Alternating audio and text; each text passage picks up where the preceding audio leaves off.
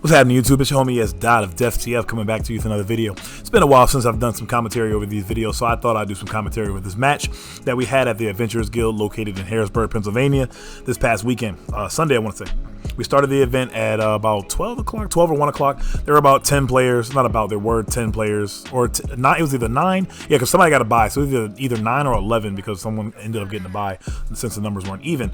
As you can see, I am to the right playing the Galaxy Prime deck that I took to Orlando, just updated, and I'm also fixing my camera. And then we got my boy Will over to the left playing Jetfire with the tried and true airstrike, patrol as his team members. Keep in mind, of course, Jetfire has a very high star count at 16 stars, so you're able to pair him with 2 of the airstrike, the main one being Tailwind, that gives the +2/+1 every time you flip a green, or you're, at least a green rather, per battle.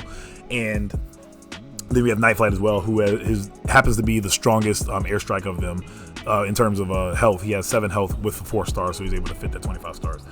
So as you can see, I'm not playing the tank deck like I said I was going to. I have to say, I've said this in the past, and this might come up when I do my comp camp. I called it a champ. I used to want to call it champ camp, but it's actually going to be called the comp camp, as in competition camp. And I'll be getting more than that within the coming weeks, so be looking forward to that. But one thing that I wanted to talk about was knowing your field. So when you know your field, like, pretty much I'll say this, I think half the field, it was of course only 9 players, but half the field was, I think, orange decks. And I didn't want to bring that orange tank deck into a field full of orange. The deck was supposed to thrive in a blue environment. So knowing that prior, I ended up switching to the prime deck. And plus I wanted to see how prime would do versus a heavier field of orange, and see how it goes from there. So ended up playing my deck, of course, updated. If you care to see the deck list down below, someone comment and let me know that you would like to see it, and I will post it. I'll get it written up on my phone and post it down below and get it pinned. But getting to the commentary, looks like I won the dice roll, and of course I had, or did I win the dice roll? Yeah, no, I did not win the dice roll. I take that back. I lost the dice roll, and I actually ended up going first. So that way his Jetfire will end up getting the first attack on my Galaxy Prime. That's the idea. Now in this situation right here, I'm actually probably looks like I might send in Galaxy Prime into that Night Flight and try to get rid of it now, which is probably the play. So I'm going to play a Matrix Leadership that'll set up really nice for Flame War to get that Pierce 1 no matter what next turn on whatever character that she chooses to attack. Or I choose for her to attack, I guess. And I just miss him. I think I put a 6 damage on him, so fortunately just missed him. So it looks like I would love to have Arm Hovercraft to be able to get rid of it and not have to waste another attack into it. Or Sturdy Javelin. So Will's going to flip Jetfire here. He's going to flip 5 cards, and what this does is pretty much treasure hunt +1. So you're going to flip, reveal the top 5, scrap the top 5 of your cards from the top of your deck to the scrap pile, and among those, any upgrades you have, you'll be able to add those to your hand. So he gets an improvised shield and an enforcement batons, which would be really good when Jetfire goes to swing next turn. Of course, you're definitely going to assume that Jetfire is not going to attack in that alt mode, even though Flame War is the only character that can attack next. You really want to always battle with Jetfire in his bot mode. There's rare cases where if you don't have an escape route or whatever to dodge the flip, or excuse me, to be able to manually flip him back, that you might like flip him to search for Arm Hovercraft to get rid of a character that you don't want to attack again or whatever. But that's a rare case. So we're gonna have Tailwind. He's gonna play Enforcement of Times to get some decent, get another attack buff on his Tailwind and try to get some damage on my. Assuming he attacked dead end. Of course, with this commentary, he didn't point to the cards, so I can't tell who he attacked. But clearly, he didn't do any damage to any of my characters because I didn't put any damage counters on anybody. So thanks, Flame War, for that tough one. Remember, she gets tough 1 as long as she's in bot mode. So, very permanent, very nice. So I flip Optimus for my turn, and I flip the Disarm. One of my favorite cards in the deck. I'm going to choose not to play it. No point in playing it on my Prime to set him back. If that was an Arm Hovercraft, I've been in the past saying, said that if I had, Arm Hovercraft, that and Disarm is actually a little mini combo. You play the Disarm because it says you can target any of your characters on the battlefield and bounce that, all upgrades back to the hand. So you can bounce your lone Arm Hovercraft and then play it again, which is like a photon bomb on your opponent's side of the field at that point, which is very nice. So no action this turn. I'm just going to play another Matrix of Leadership, which will give my Flame War Pierce 2 now, so she's 5 Pierce 2. And though I had to waste an attack on that Night Flight, it's comfortable. I didn't have to like really do too much to get rid of it. It was a guaranteed kill, and it was a comfortable position to be able to get rid of it. And now when we stand back up, looking at my my board state right now, Will's definitely not going to be able to get rid of any of my characters. So what's important is that it's going to be 2 to 3 when we stand back up, and that numbers game is definitely going to gang up on Will pretty fast. So he's going to have to definitely get some, burn damage or something going, to things that Jetfire likes to do, arm hovercrafts, which I haven't seen from him yet.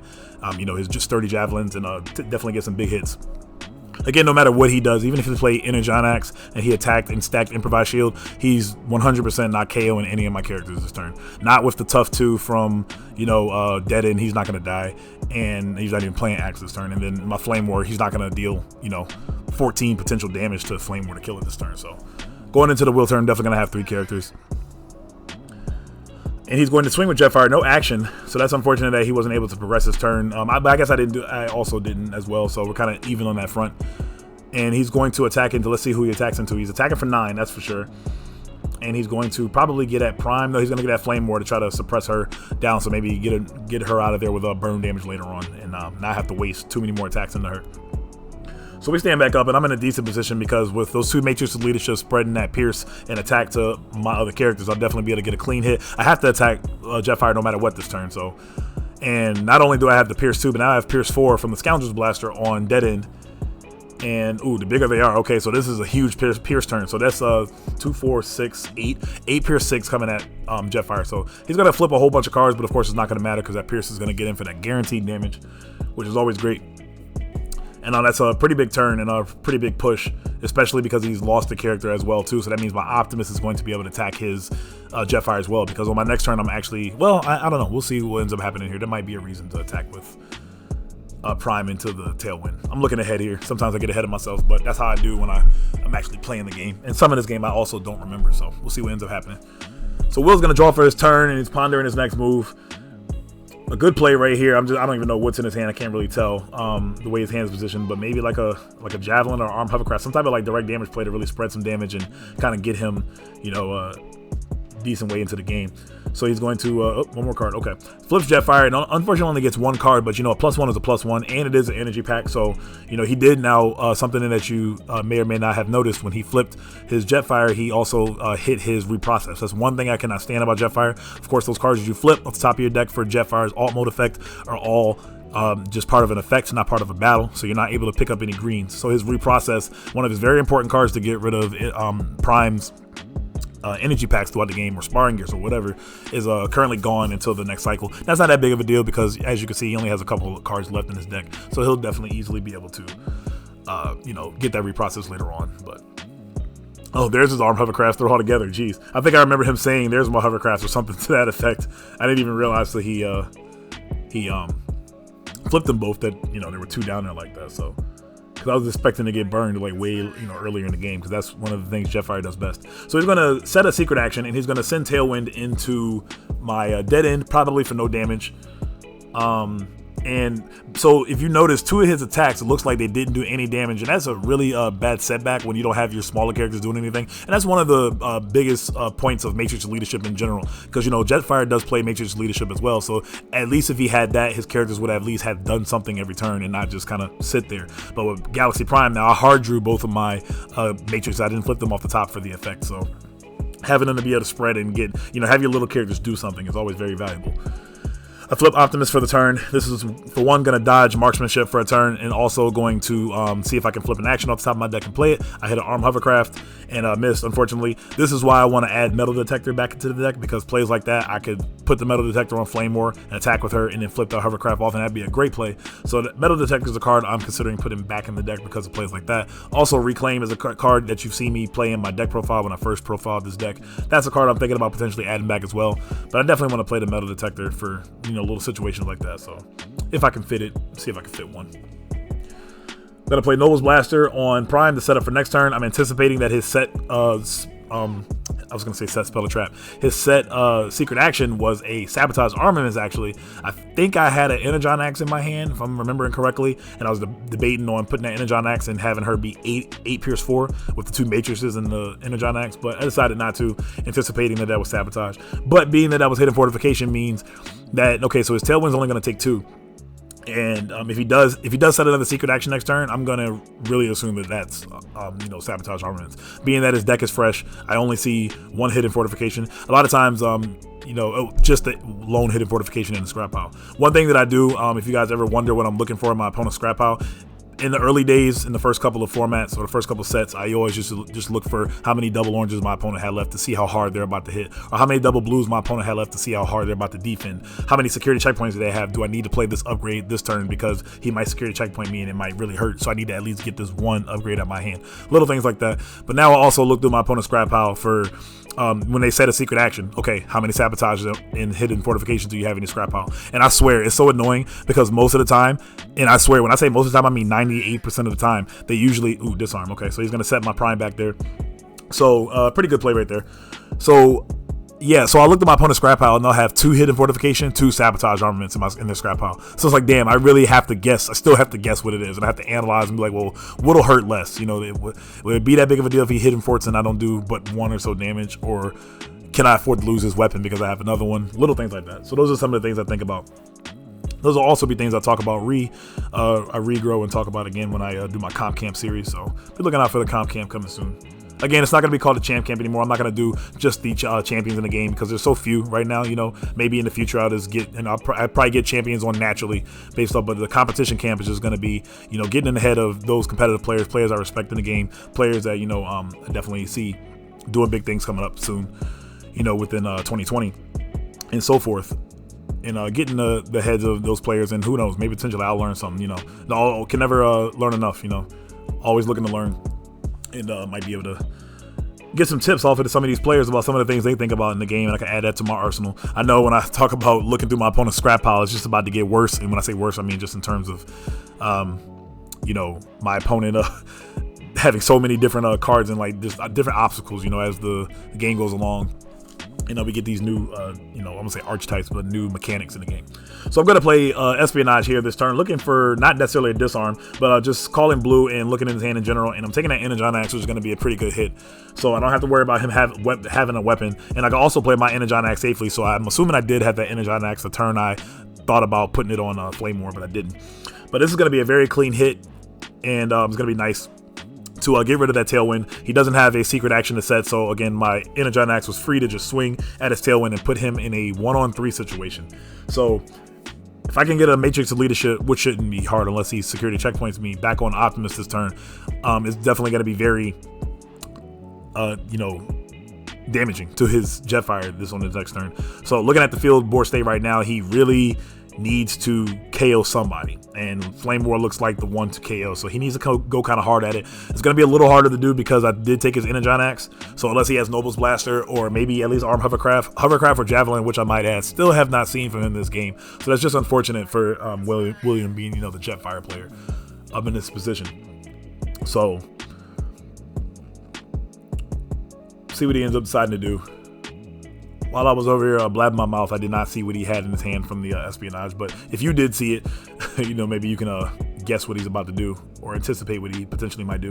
Speaking of anticipating what your opponent might do, I'll go back and forth a good bit about things I think about or whatever in game states, is what your opponent might do in a turn. It's not necessarily all about your best play. Sometimes you might have to think about what your opponent might do to you, that could potentially hurt you. So you might have to actually change up your play based off of what your opponent could do. So he's going to play the Bigger They Are. Bigger They Are does not give Pierce 4 to his Jetfire, being that he is the biggest starred character on the field, but it's just going to give that +2 attack to push him a little closer to getting rid of my Flame War, which he does. Flame War only blocked for 3, and it took 5, and she had 6 damage on her, so she's definitely up out of there. I'm trading Sturdy Javelin for something I missed. We'll find out here in a second. I don't need Sturdy Javelin anymore at this point unless he, Enforcement Batons me or Sabotage Armaments, but being that he used this turn to play Bigger They Are, I'm not really worried about him having a secret action at this point. I think I'll be far ahead after this attack, being that I'm getting pierced on both of my weapons. So, and clearly I obviously value the rest of my hand that I don't need the Sturdy Javelin. So there's that Matrix to play. No action this turn. Not crucial that you play an action and upgrade every turn. I see players sometimes playing actions unnecessarily, upgrades unnecessarily. Don't play one like I will say like that Enforcement Batons that Will played earlier in the game. Very good flip. Jeez, the damn extra padding. So I'm getting in for, let's say, about 12, and he's blocking 2, 4, 6, 8, 9. I think he only takes 1, looks like. Very strong. So this play was really cool. So crushing size. So I flipped crushing size off my flips, and I also flipped the orange and a blue, which allowed me to play a upgrade off my flips, which I could also play the crushing size. So I played a crushing size, which goes into Galaxy's utility slot and pop his energy pack. That was pretty cool. And I'm only playing 1 in this event. I wish I was playing a second one somehow, but honestly, I don't even know if I'd play a second one because of space, and I actually went down to 40. I'm not playing 41 like I did at Orlando. So there's that. Not that one card is that big of a deal, but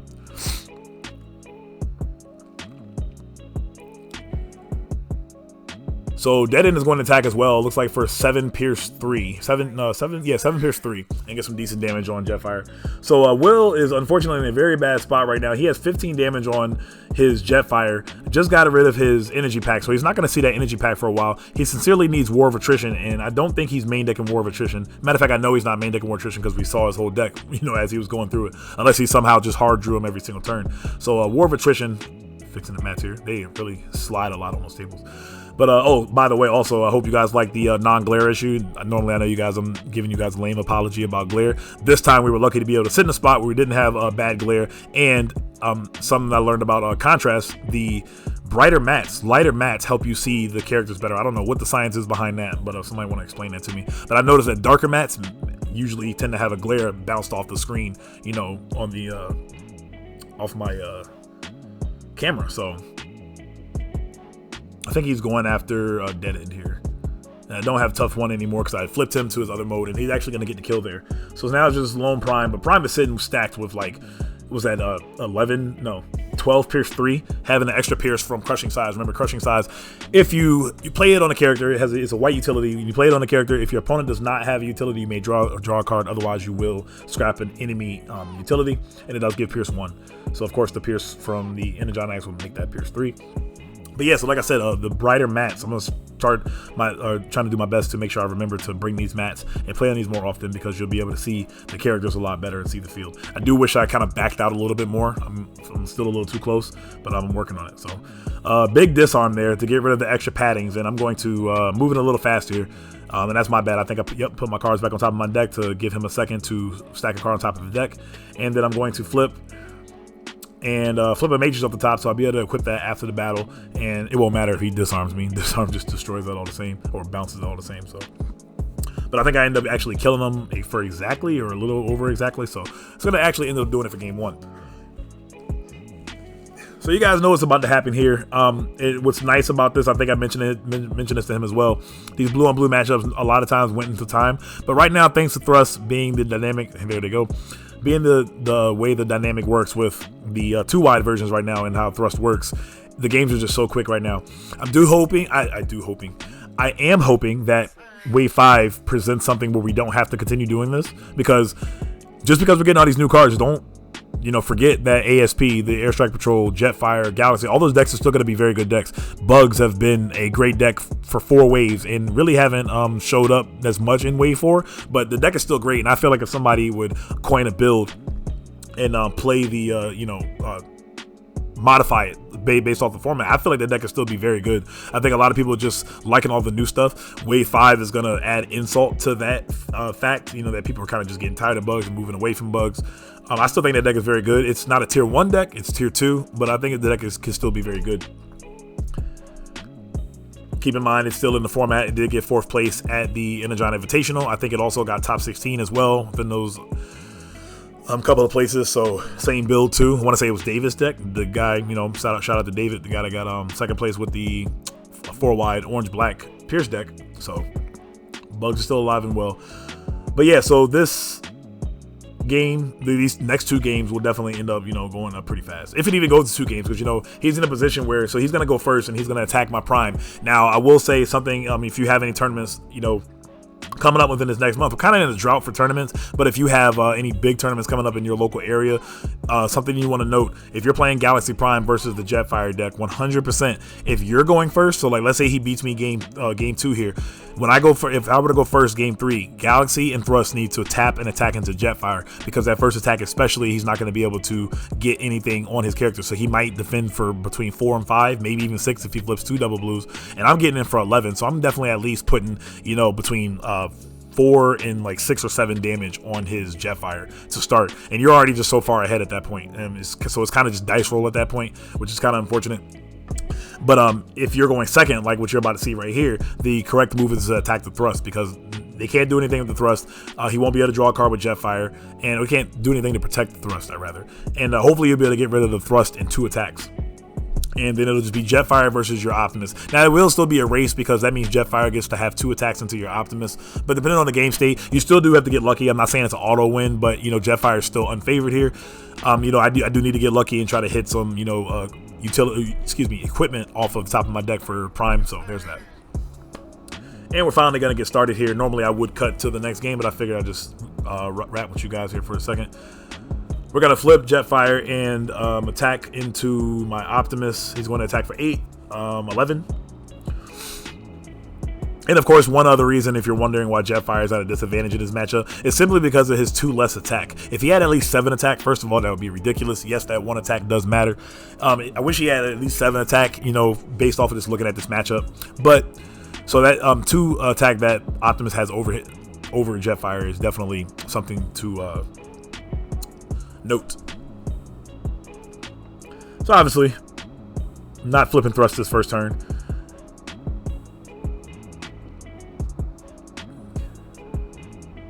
I'm going to play Ion Blaster, a very strong card to put on Optimus and see in the early game. So Ion Blaster is going to be 13 coming into the thrust I'm actually going to attack, like I was talking about earlier. And by the way, if you can't tell, that he did get 6 damage on my Prime. I thought I would use those dice, you know, the Energon Invitational dice instead of my normal Akuma dice, because a lot of people always ask with the my Dragon dice, is that a 1 or a 6? And the same with my Akuma dice, is that a 1 or a 6? Well, just say, you know, the Akuma symbol is the 6, and then on my Dragon dice, that Dragon symbol is the 1. But I figured, you know, it'd be a lot clearer to see with the those white labeled dice. So my Optimus has 6 damage on him. Thrust has 6 damage on it. So we're even in terms of health dealt, or excuse me, damage dealt. But my Prime is still in a pretty bad position. If he can find another reason, oh, by the way, another reason to attack the, well, I lied, never mind, it has nothing to do with it. I was going to say another reason to attack the Jetfire is to, so he can't play Energon Axe on it, but that has nothing to do with it, because he can just put the Axe on thrust and it'll still pass the 3 attack over to Jetfire.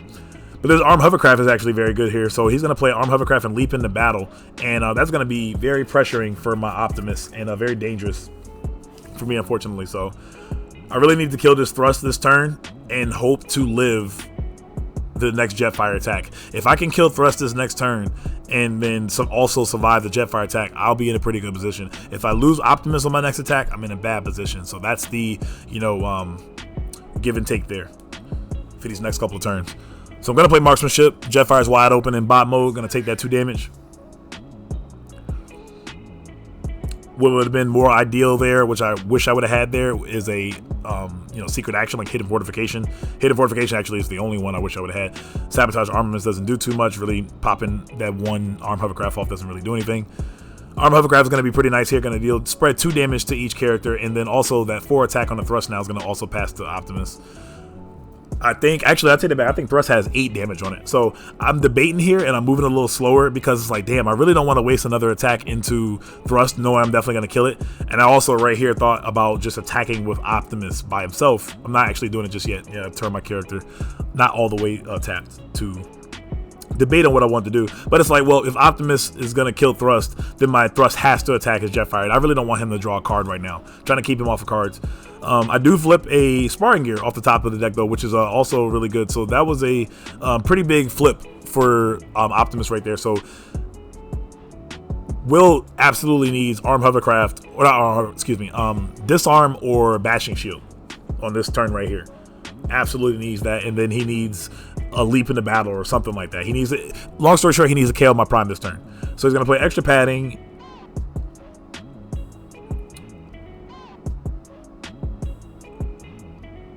And we'll see. He's pondering. Definitely can't flip Jetfire unless he had a escape route. If he had escape route, he can flip it to alt mode, grab some upgrades, whatever he flips, and then flip it back. But since he's playing his upgrade now, you know, you wouldn't be able to, and that's another thing I want to talk about, order of operations. I don't think it matters in this situation, but it's something I want to actually bring up another time. Oh, there's a Disarm. Okay, so that's exactly what he needed. So Not much I can do there. I'm going to definitely take this hit if he doesn't have a improvised shield or any other orange to stack. But he's attacking in for 7, and I actually blocked that. Wow, did I block that and live? Yeah, I'm at 18. 666. I don't like those numbers, but hey. So I get reprocessed.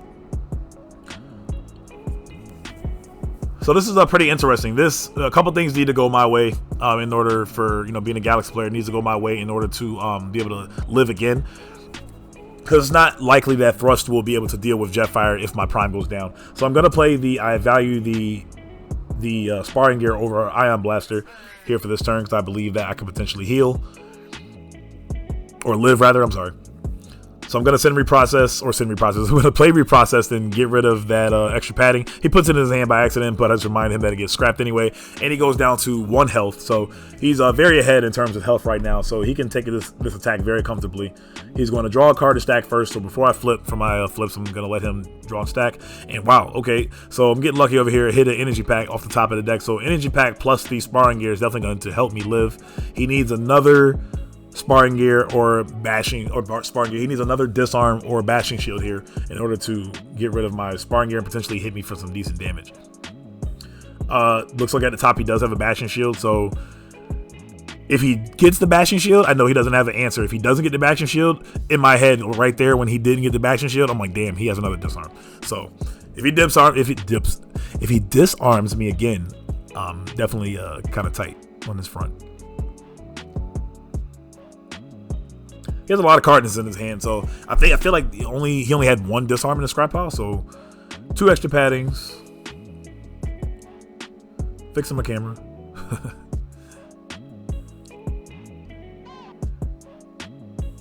Looks good, but I wish I would have backed out 1 more frame, but it's all good.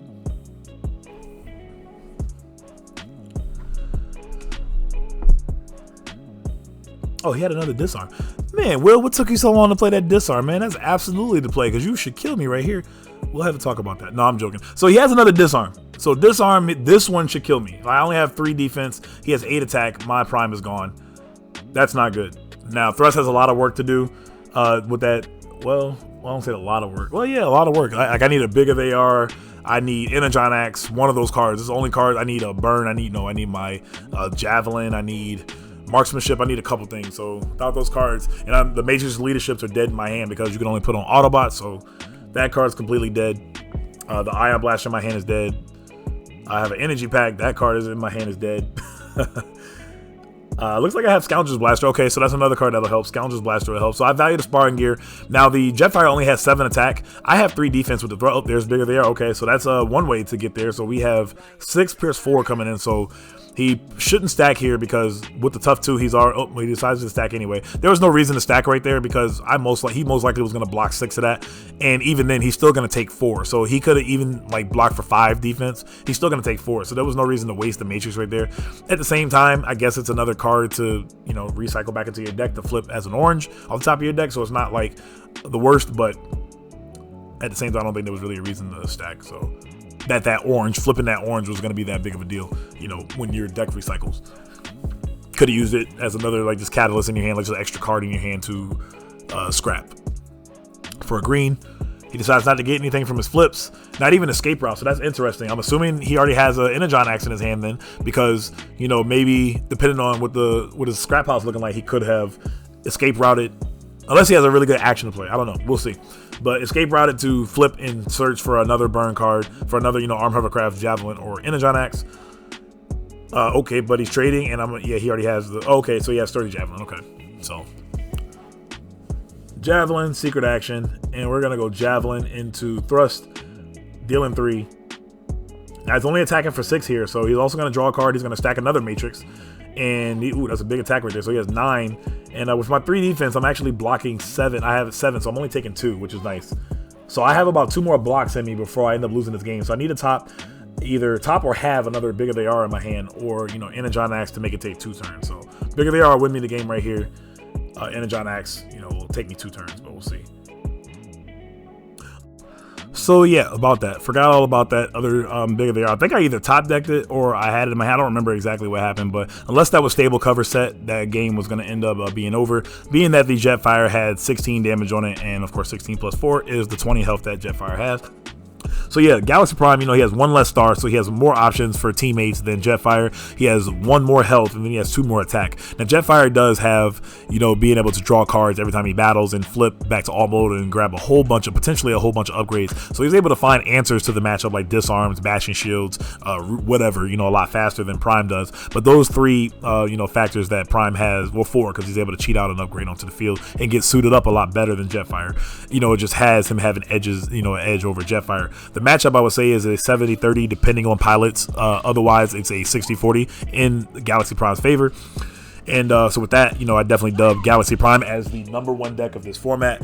And moving into the Wave 5 meta, I expect Galaxy Prime to definitely still be a top contender. There are going to be more battle cards coming out that's going to help the deck out. Also going to help out Jetfire as well. Jetfire will still be a top deck as well. I don't see these decks going anywhere for a long while. Like I talked about earlier, Insecticons have been around forever. So do not, just because we get a new set, think that these decks are going to go away. Yes, we're getting a whole bunch of new characters and battle cards, but that don't mean these current characters are going anywhere. There's going to be, adding these Wave 5 cards to part of this meta and hopefully shake things up and make it, more interesting.